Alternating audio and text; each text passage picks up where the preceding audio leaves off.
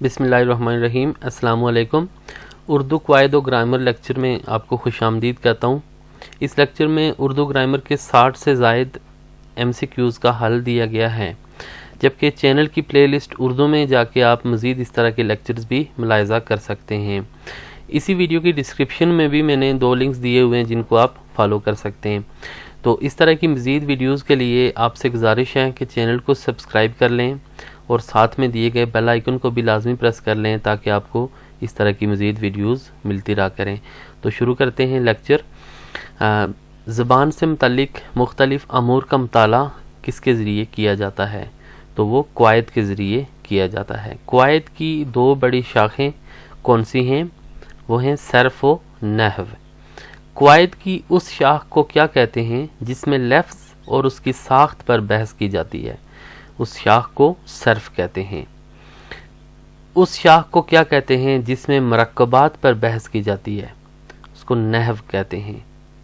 अहद कदीम में क़वायद की बुनियादी इकाई किस को करार दिया जाता था? अहद कदीम में बुनियादी इकाई लफ्ज़ को करार दिया जाता था। ऐसे लफ्ज़ को क्या कहते हैं जिसका कुछ न कुछ मतलब सुनने वाले को समझ आ जाए? उस लफ्ज़ को कलमा कहते हैं। वो लफ्ज़ क्या कहलाता है जिसके सुनने से कुछ मानी समझ ना आए? उसको मुहम्मल कहते हैं। बामानी लफ्ज़ या कलमा की कितनी अक़साम होती हैं? वो 3 होती हैं। वो कलमा जो जानदार या किसी गैर जानदार चीज़ या जगह का नाम हो क्या कहलाता है? इसम। वो कलमा जिससे किसी काम का करना, होना या सहना मालूम हो और उसमें कोई ज़माना पाया जाए क्या कहलाता है? उसको फ़ेल कहते हैं। वो कलमा जो दूसरे कलमों के साथ मिले बगैर पूरे मानी ना दे, ये इस्मों और फ़ेलों को आपस में मिलाता है, वो हर्फ कहलाता है। बनावट के एतबार से इस्म की कितनी किस्में होती हैं? वो 3 होती हैं। वो इस्म जो ना खुद किसी से बना हो और ना उससे कोई दूसरा लफ्ज़ बने, उसको इस्म जामिद कहते हैं। वो इस्म जिससे दूसरे बहुत से अल्फाज तो मुकर्ररा कायदों के मुताबिक बनते हों मगर वो खुद किसी से न बना हो क्या कहलाता है? इसमें मस्दर कहलाता है। वो इस्म जो कायदे के मुताबिक मस्दर से बनाया जाए क्या कहलाता है? इसमें मुश्तिक। लुगत में मस्दर के क्या मानी हैं? सादिर होने की जगह। ऐसा इस्म जिसमें किसी काम का होना या करना ज़माने के तल्लुक़ के बगैर पाया जाए क्या कहलाता है? मस्दर। मानों के लिहाज से इस्म की कितनी अक़साम होती हैं? 2। वो इस्म जो किसी ख़ास चीज़ या शख्स के लिए बोला जाए क्या कहलाता है? इसमें मारफा। वो इस्म जो किसी आम चीज़ का नाम हो कहलाता है? इसमें नकरा। वो इस्म जो किसी शख्स की पहचान के लिए अलामत का काम देता है क्या कहलाता है? इसमें अलम। वो कलमा जो किसी इस्म की जगह इस्तेमाल हो क्या कहलाता है? इसमें ज़मीर। इसमें इशारा की कितनी इक़साम हैं? 2।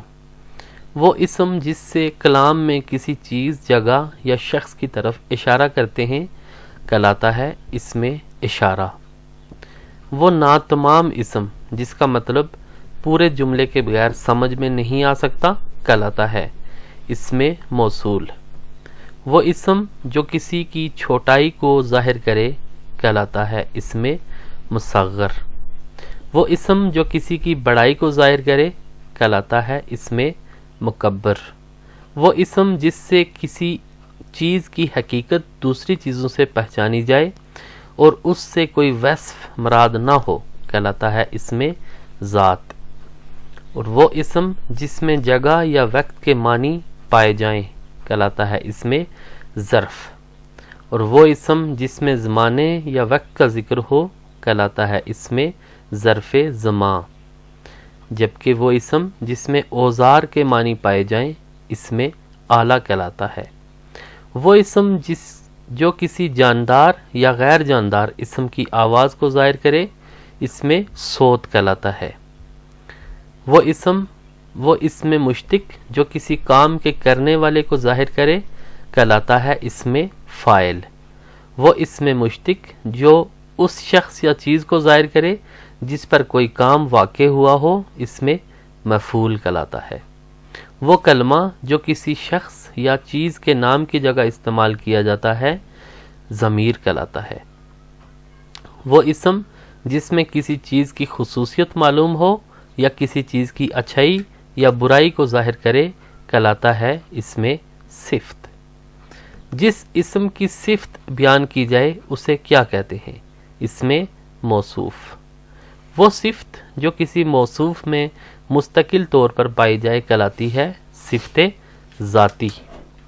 وہ درجہ صفت جس میں کسی چیز یا شخص کی ذاتی صفت بلا مقابلہ غیر ظاہر ہوتی ہو، کہلاتی ہے تفصیل نفسی۔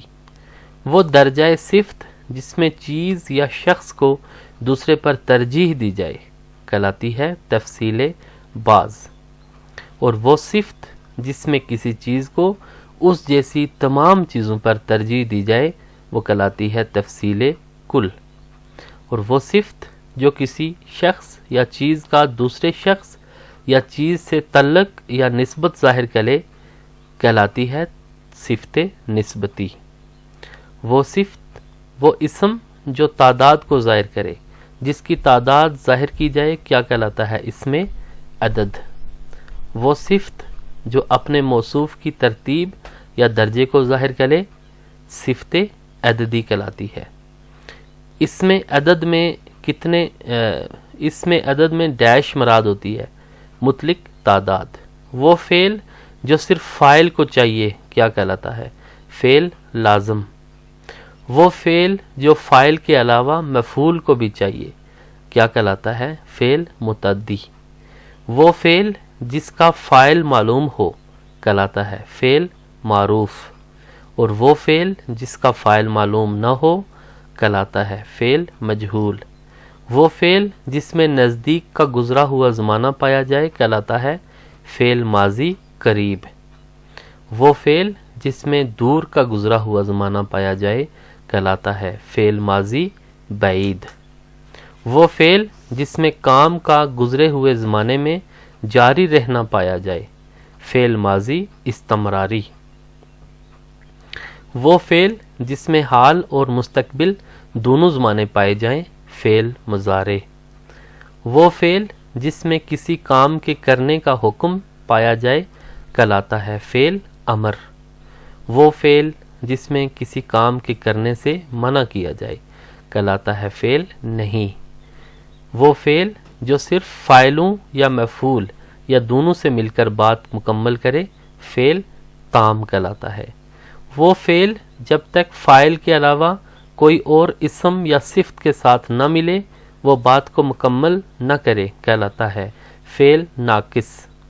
وہ کلمہ جو دوسرے کلمات سے مل کر اپنے معنی دیتا ہے، کہلاتا ہے حرف۔ اور وہ حروف جو اسم کو فعل یا مشابہ فعل کے ساتھ ملاتے ہیں، کہلاتے ہیں حروف جار۔ وہ حروف جو دو کلموں کو آپس میں ملائیں، کہلاتے ہیں حروف عطف۔ اور واو، کر، کے، پھر، نیز، بھی، یہ کون سے حروف ہیں؟ حروف عطف۔ وہ مرکب جو صفت اور موصوف سے مل کر بنے، کہلاتا ہے مرکب توصیفی۔ وہ مرکب جو معطوف علیہ اور معطوف سے مل کر بنے ہوں، کہلاتے ہیں مرکب عطفی۔ تو آج کا لیکچر اتنا ہی تھا۔ تو اس چینل کو جاتے جاتے آپ سبسکرائب کریں تاکہ آپ کو مزید اس طرح کی ویڈیوز ملتی رہا کریں۔ تو بہت بہت شکریہ، پھر ملتے ہیں کسی ویڈیو میں۔ اللہ حافظ۔